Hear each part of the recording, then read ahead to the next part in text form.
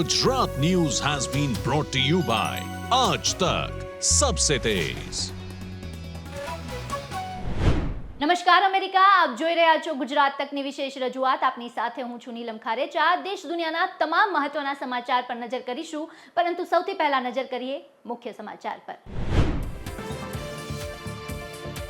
લોકસભામાં રાહુલ ગાંધીને પીએમ મોદીનો જવાબ। વિપક્ષના સતત હોબાળા વચ્ચે મોદીએ સાધ્યું વિપક્ષ પર નિશાન। કહ્યું, હિન્દુઓ પર ખોટા આરોપો લગાવવાનું ષડયંત્ર થાય છે।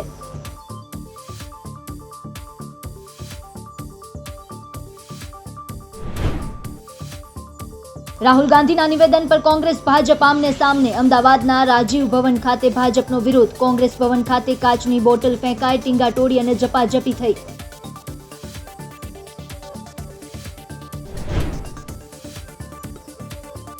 ઉત્તર પ્રદેશના હાથરસમાં ભોલે બાબાના સત્સંગમાં થઈ નાસભાગ।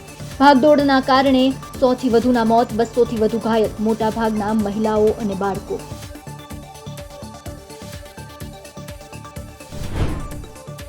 સૌરાષ્ટ્રમાં મેઘરાજા મુશળધાર વરસ્યા। જૂનાગઢમાં 12 ઇંચ, માણાવદરમાં 17 ઇંચ અને વિસાવદરમાં 13 ઇંચ વરસાદ ખાબક્યો। સૌરાષ્ટ્ર બાદ મેઘરાજાએ લીધો ઉત્તર ગુજરાતનો વારો। બનાસકાંઠાના લાખાણીમાં 12 મેઘ ખાંગા। 10 કલાકમાં 11 ઇંચ વરસાદથી જળબંબાકાર, ખેતરોમાં ફરી વળ્યા પાણી। સંસદ સત્રનો 7મો દિવસ અને આ દિવસે પ્રધાનમંત્રી નરેન્દ્ર મોદીએ રાહુલ ગાંધીના નિવેદન પર જવાબ આપ્યો। પ્રધાનમંત્રી નરેન્દ્ર મોદીએ પોતાના ભાષણમાં જવાહરલાલ નહેરુ, ઇન્દિરા ગાંધીથી માંડીને કોંગ્રેસના કાર્યકાળ પર ભરપૂર નિશાન સાધ્યું। એટલું જ નહીં, રાહુલ ગાંધીના હિન્દુવાળા નિવેદન પર પણ તેમણે જવાબ આપ્યો। શું બોલ્યા છે પ્રધાનમંત્રી, સાંભળો। સંસદ સત્રના 7મા દિવસે પ્રધાનમંત્રી મોદીએ લોકસભામાં રાષ્ટ્રપતિના અભિભાષણ પર આભાર પ્રસ્તાવ પર ચર્ચાનો જવાબ આપ્યો, જેમાં વિપક્ષે સતત હોબાળો મચાવ્યો। પ્રધાનમંત્રી જેવા સંબોધન માટે ઊભા થયા એ સાથે જ તાનાશાહી નહીં ચલેગી, વી વોન્ટ જસ્ટિસ અને મણિપુર જેવા અલગ અલગ નારાઓ લગાવવાનું શરૂ થયું। પીએમ મોદીના આખા ભાષણ દરમિયાન વિપક્ષ છે તે સતત નારેબાજી કરતું રહ્યું। સ્થિતિ 2 વખત એવી આવી કે પીએમ મોદીએ પોતાનું ભાષણ રોકવું પડ્યું। સ્પીકરે વિપક્ષને આવું ન કરવાની વારંવાર સલાહ આપી, પરંતુ વિપક્ષ સતત નારેબાજી કરતું દેખાયું। आपको पर्याप्त समय पर्याप्त अवसर दिया है, ये शोभा नहीं रहता। आप सदन में डायरेक्शन दो, माननीय नेता जब बोल रहे हो जब खड़े हो, ये शोभा नहीं देता आपके लिए, ये उचित नहीं है संसदीय परंपराओं के अनुसार। પોતાના ભાષણમાં પીએમ મોદીએ કોંગ્રેસ પર પાણી પીને પ્રહાર કર્યા। લોકસભામાં પીએમ મોદીએ રાહુલ ગાંધીનું નામ લીધા વગર તેમના પર પ્રહાર કર્યા અને પોતાના ભાષણમાં 8 વાર બાળ બુદ્ધિ શબ્દનો પ્રયોગ કર્યો અને હિન્દુ મુદ્દે પણ નિશાન સાધ્યું। हमारे देवी देवताओं का अपमान 140 करोड़ देशवासियों के दिलों को गहरी चोट पहुंचा रहा है।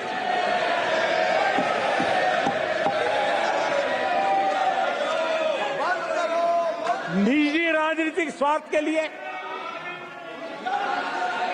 ईश्वर के रूपों का इस प्रकार से खेल, आदरणीय सभापति जी, ये देश कैसे माफ कर सकता है? आदरणीय सभापति जी, सदन के कल के दृश्यों को देख करके अब हिंदू समाज को भी सोचना होगा, क्या ये अपमानजनक बयान संयोग है या कोई प्रयोग की तैयारी है? ये हिंदू समाज को सोचना पड़ेगा। આ ઉપરાંત પીએમ મોદીએ શોલે ફિલ્મનો ડાયલોગ કહીને કોંગ્રેસ અને રાહુલ ગાંધીનું નામ લીધા વગર પ્રહાર કર્યા અને 13 રાજ્યોમાં 0 સીટ આવી તે મુદ્દે પણ નિશાન સાધ્યું। सभापति जी, मुझे किस्सा याद आता है। 99 मार्क्स लेकर एक बालक घमंड में घूम रहा था और देश सबको दिखाता था देखो कितने ज्यादा मार्क्स आए हैं, तो लोग भी जब 99 सुनते थे तो शाबाशी देते थे, बहुत उसको हौसला बुलंद करते थे। तो फिर उनके टीचर आए कि भैया किस बात की मिठाई बांट रहे हो, ये 100 में से 99 नहीं लाया, ये तो 543 में से लाया है।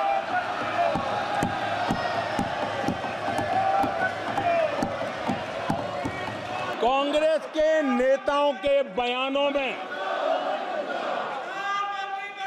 ये बयानबाजी ने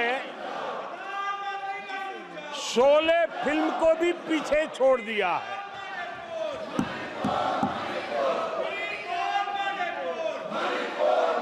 आप सबको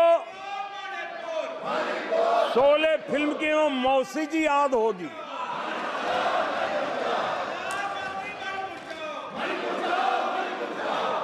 तीसरी बार तो हारे हैं, पर मौसी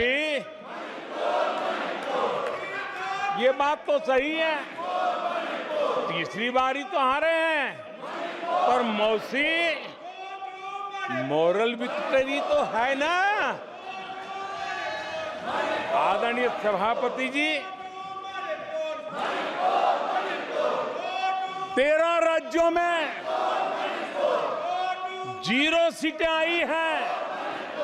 अरे मौसी, 13 राज्यों में 0 सीटें आई हैं, पर हीरो तो है ना।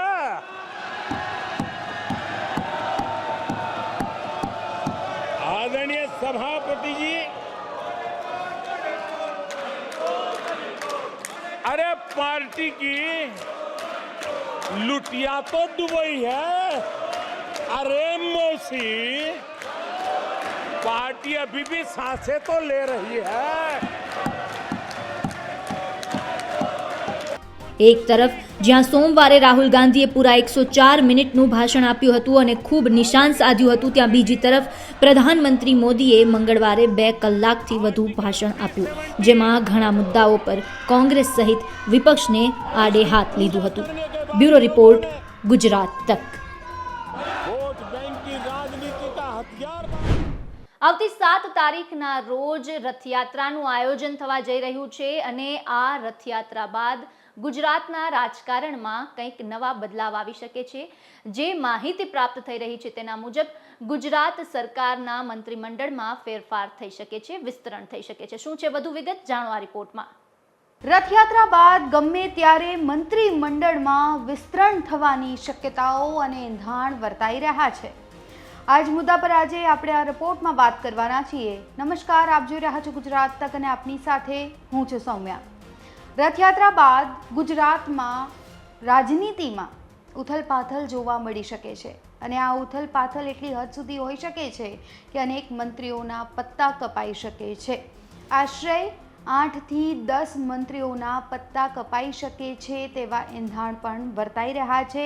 જ્યારે બીજી બાજુ એવું પણ કહેવામાં આવી રહ્યું છે કે પક્ષપલટુ નેતાઓ એટલે કે જે કોંગ્રેસ છોડીને ભારતીય જનતા પાર્ટીમાં આવ્યા હોય તેમને પણ સ્થાન મળી શકે છે। કયા કયા નેતાઓના નામની ચર્ચા છે, કયા કયા મંત્રીઓના નામની ચર્ચા છે, વિગતવાર તેની પણ આપણે વાત કરવાના છીએ। પરંતુ એક વાત તો સ્પષ્ટ છે કે ગુજરાતમાં ટૂંક જ સમયમાં ભારતીય જનતા પાર્ટીને તેના નવા પ્રદેશ અધ્યક્ષ મળવા જઈ રહ્યા છે અને તકતો આખો જે છે એ ઘડાઈ ચૂક્યો છે। નામ જે છે એ હાઈકમાન્ડ સુધી પહોંચી ગયું છે અને ચર્ચા વિચારણા સતત બેઠકો કરવામાં આવી રહી છે કે કયા યોગ્ય કાર્યકર્તા કે નેતાને એ પદ આપવામાં આવે અને હવે દિલ્હી સુધી આ વાત પહોંચી ગઈ છે, લિસ્ટ છે એ પહોંચી ગયું છે। મહત્વનું છે કે આ વખતે ભારતીય જનતા પાર્ટી ફૂંકીને કદમ રાખવા માંગે છે, કારણ કે લોકસભાની ચૂંટણીમાં જે અસર જોવા મળી, જે પરિણામ જોવા મળ્યા એ થોડા મહદઅંશે ચોંકાવનારા ભારતીય જનતા પાર્ટી માટે પણ હતા, કારણ કે એવું લાગી રહ્યું હતું કે ભાજપ છેલ્લા કેટલાય સમયથી ઓવર કોન્ફિડન્સમાં ચાલી રહી હતી।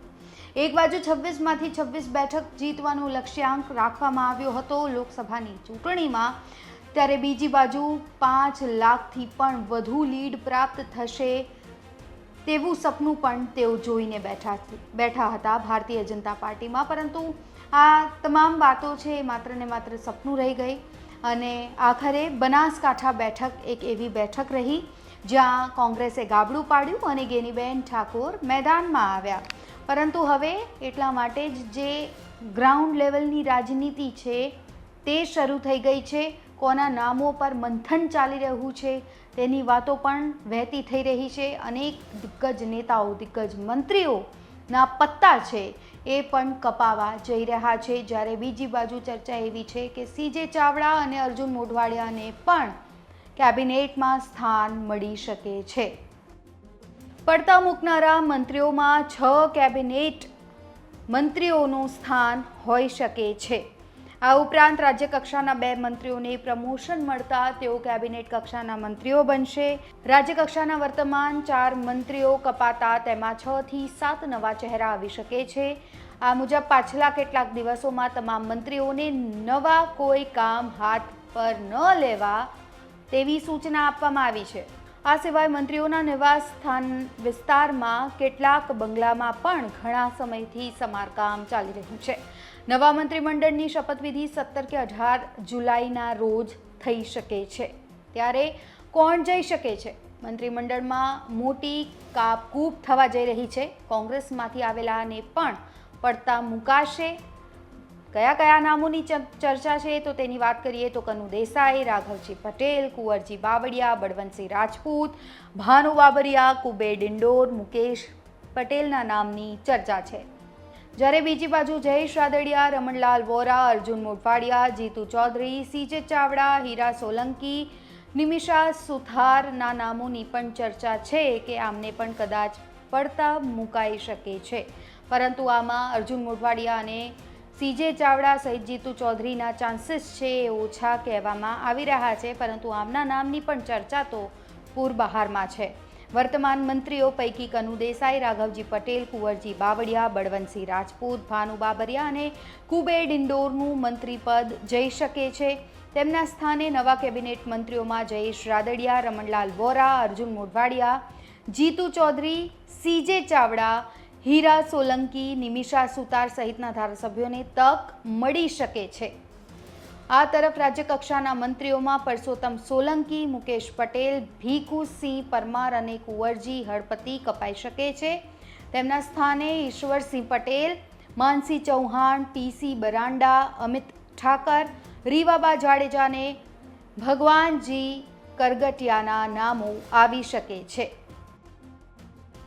પ્રદેશ કારોબારીમાં નવા ભાજપ પ્રમુખની જાહેરાત સંભવિત આગામી 4 અને 5 જુલાઈએ ગુજરાત ભાજપની પ્રદેશ કારોબારી સાળંગપુર કષ્ટભંજન દેવ મંદિરના પ્રાંગણમાં યોજાવા જઈ રહી છે. આ બેઠકમાં માત્ર કારોબારીમાં સામાન્યતા નહીં, અપેક્ષિત લોકો સિવાય તાલુકા અને વોર્ડ લેવલના કાર્યકરોને પણ બોલાવવામાં આવ્યા છે. આ બેઠકમાં ભાજપના નવા પ્રમુખની જાહેરાત થઈ જશે તેવું ભાજપના સૂત્રો કહી રહ્યા છે. આ માટે જ પાર્ટી આ બેઠકમાં વધુ નેતાઓને આમંત્રિત કર્યા છે. બુલેટિનમાં હાલ સમય થયો છે એક નાનકડા વિરામનો. Gujarat News has been brought to you by Aaj Tak Sabse Tez.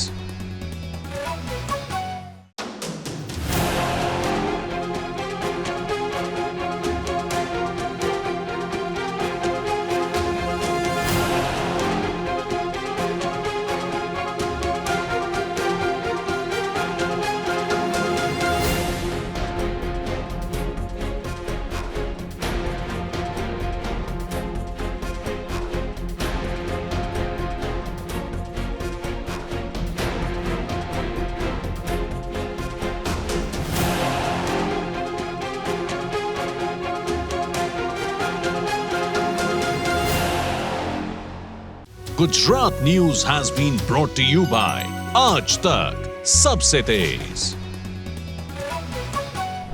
Rahul Gandhi દ્વારા હિન્દુ મુદ્દે જે નિવેદન આપવામાં આવ્યું હતું તેને લઈને ભારતીય જનતા પાર્ટી દ્વારા ગુજરાતભરમાં ઠેર ઠેર વિરોધ કર્યો હતો. ખાસ તો અમદાવાદમાં કોંગ્રેસ ભવન ખાતે કોંગ્રેસ અને ભારતીય જનતા પાર્ટીના નેતાઓ વચ્ચે આમને સામને આવી ગયા હતા અને હાથાપાઈ જેવા દ્રશ્યો પણ જોવા મળ્યા હતા। शिव जी कहते हैं डरो मत डराओ मत, अभय मुद्रा दिखाते हैं, अहिंसा की बात करते हैं, त्रिशूल को जमीन में गाड़ देते हैं, और जो लोग अपने आप को हिंदू कहते हैं वो 24 घंटा हिंसा हिंसा हिंसा, नफरत नफरत नफरत, असत्य सत्य असत्य।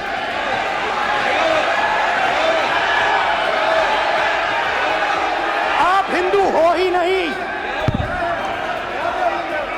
हिंदू धर्म में साफ लिखा है सत्य के साथ खड़ा होना चाहिए, सत्य से पीछे नहीं हटना चाहिए, सत्य से नहीं डरना चाहिए। अहिंसा हमारा प्रतीक है। अभय मुद्रा। विषय बहुत गंभीर है। पूरे हिंदू समाज को हिंसक कहना ये गंभीर विषय है।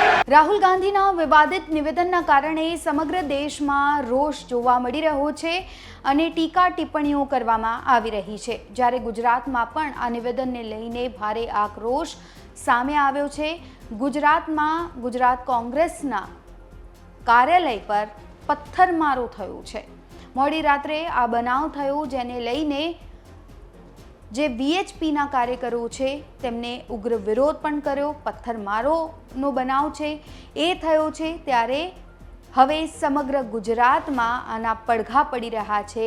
આ એક નિવેદનના કારણે રાહુલ ગાંધી અને સમગ્ર કોંગ્રેસ પર સવાલો ઉત્પન્ન કરવામાં આવી રહ્યા છે, તેમની વિચારધારાઓ પર સવાલો ઉઠી રહ્યા છે। ત્યારે આ જ મુદ્દા પર કોંગ્રેસના બે નેતાઓ દ્વારા શું નિવેદન આપવામાં આવ્યું છે, સાંભળીએ। સૌ પ્રથમ તો શ્રી રાહુલ ગાંધીજીએ જે સંસદની અંદર નિવેદન આપ્યું હતું એ નિવેદનની અંદર સ્પષ્ટપણે કહેવામાં આવ્યું હતું કે હિન્દુઓ છે કદી હુમલાખોર હોતા નથી, હિન્દુઓ હંમેશા સહિષ્ણુ હોય છે અને ભગવાન શંકર પહેલીવાર સંસદની અંદર ભગવાન શંકરને જો કોઈ લઈને ગયું હોય ને એમની આરાધના કરી હોય તો એ શ્રી રાહુલ ગાંધી છે। એટલે રાહુલ ગાંધીએ એ પણ કહ્યું હતું કે તમે નકલી હિન્દુઓ છો અને તમે અમને સર્ટિફિકેટ ના આપી શકો। અને આજે એમણે એ પણ કહ્યું હતું કે જે કાયર લોકો છે એ લોકો હિંસા કરે છે, અને આજે આ બજરંગ દળના કાર્યકર્તાઓએ જે પ્રમાણે કાયરતાપૂર્ણ હુમલો કર્યો છે, હું ફરીથી અંડરલાઇન કરીને કહું છું, કાયરતાપૂર્ણ હુમલો કર્યો છે। અડધી રાત્રે 4 વાગે, અહીંયા 4 વાગે કોણ હોય? અહીંયા માત્ર ચોકીદાર હતા। દુઃખદ બાબત એ છે કે ચોકીદારના ધર્મપત્ની ઉપર હુમલો થયો છે, ચોકીદારના દીકરા ઉપર હુમલો થયો છે, એ પણ હિન્દુ હતા, અને એનેથી વધારે ચોકીદારની દીકરી કે જે સગર્ભા છે એની ઉપર પણ હુમલો કરવામાં આવેલો છે। આવા કાયરતાપૂર્ણ હુમલાને કોંગ્રેસ નકારી કાઢે છે, અને કોંગ્રેસે આજે જે પણ અમારા પ્રદેશ પ્રમુખ શ્રી જોડે ચર્ચા કરીને અમે આગળની તો કાર્યવાહી કરવાના જ છીએ, પરંતુ આજે આપના માધ્યમથી હું ભારતીય જનતા પાર્ટીના અને આ બજરંગ દળના જે ગુંડાઓ છે એમને કહેવા માગું છું કે આવો, દિવસે આવો, હથિયારો લઈને આવો, તમારે પથ્થર લઈને આવવું હોય પથ્થર લઈને આવો, તલવારો લઈને આવો, બંદૂકો લઈને આવો, અમે ઊભા છીએ, કારણ કે અમારી જોડે પણ હથિયાર છે, અને અમારી જોડે હથિયાર છે સત્ય અને અહિંસાના હથિયાર છે। તમારા કાયરતાપૂર્ણ હુમલાથી અમે ડરવાના નથી। રાહુલ ગાંધીએ સંસદમાં કહ્યું છે કે દરેક ધર્મમાં લખેલું છે કે ડરો નહીં, અમે કોઈનેથી ડરવાના નથી, કારણ કે સત્ય અમારી સાથે છે। આજે સવારે હું પણ અંબાજી મંદિરમાં પૂજા કરતો હતો, પૂજા કરીને આરતી કરીને બહાર આવ્યો ત્યારે અમને ખબર પડી કે આવા પ્રકારનો કાયરતાપૂર્ણ હુમલો થયો છે। સીધો જ મંદિરેથી હું અત્યારે અહીંયા આવ્યો છું। અમારા એઆઈસીસીના સેક્રેટરી ભાઈ નિલેશભાઈ પટેલ પણ સવારથી અહીંયા છે। અમે આગળની કાયદાકીય કાર્યવાહી પણ કરવાના છે, પરંતુ ફરીથી એકવાર ભારતીય જનતા પાર્ટી અને એમના જે આ પ્રકારના નકલી હિન્દુત્વની વાતો કરે છે, હકીકતમાં એમણે આજે આ પ્રકારનો કાયરતાપૂર્ણ હુમલો કરીને રાહુલ ગાંધીની વાતને યથાર્થ ઠેરવી છે। અને ખાસ છેલ્લે મારે કહેવાનું છે કે અમારા ઘરમાં પણ પૂજા થાય છે, અમારા ઘરમાં પણ તુલસી ક્યારે દીવા કરીએ છીએ, પાણી હારે પણ દીવા કરીએ છીએ, મંદિરોમાં પણ આરતી કરીએ છીએ। અમે હિન્દુ છે, અમને મહેરબાની કરીને તમારા જેવા ભારતીય જનતા પાર્ટીના કાયર લોકોનું હિન્દુત્વના સર્ટિફિકેટની જરૂર નથી, અમને હિન્દુત્વનું સર્ટિફિકેટ આપવા। कांग्रेस पक्ष के नेता और लोकसभा में प्रतिपक्ष के नेता राहुल जी ने जो बात रखी वो समग्र हिंदू समाज और सर्वधर्म की जो भावना है, अर्क है इसका, सत्य अहिंसा और शिव की छवि को रख के, शिव सत्य है, शिव शाश्वत है, डर और भय मिटाने का और मोहब्बत की बात करके राहुल जी ने बात रखी थी। जब अब हिंदू की ठेकेदारी करके जो बात रखी गई है, जो अपने को धर्म के नाम पे राजनीति करने वाले को डर लग गया और अपना चेहरा सामने आ गया, इसलिए अंधकार में कायरतापूर्ण एक कृत्य किया है।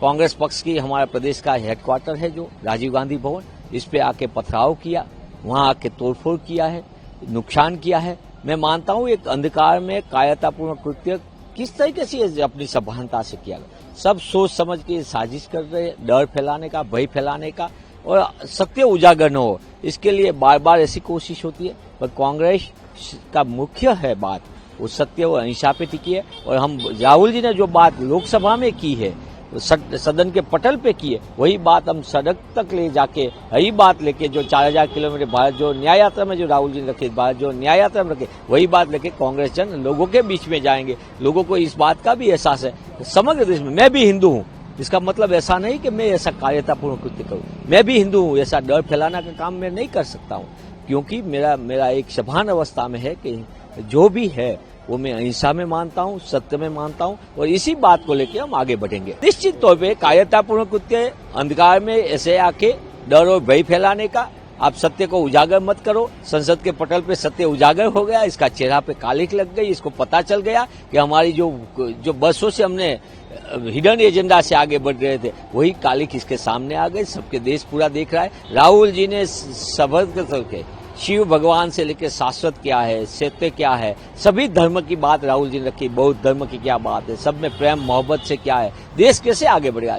देश ऐसी तो है, देश की ताकत क्या है, भारत देश की यही तो ताकत है और वही ताकत की बात राहुल जी ने सदन के पटल पे की है। બુલેટિનમાં હાલ બસ આટલું જ। મને રજા આપશો, સાથે જ દેશ દુનિયાના તમામ મહત્વના સમાચાર માટે જોતા રહો ગુજરાત તક।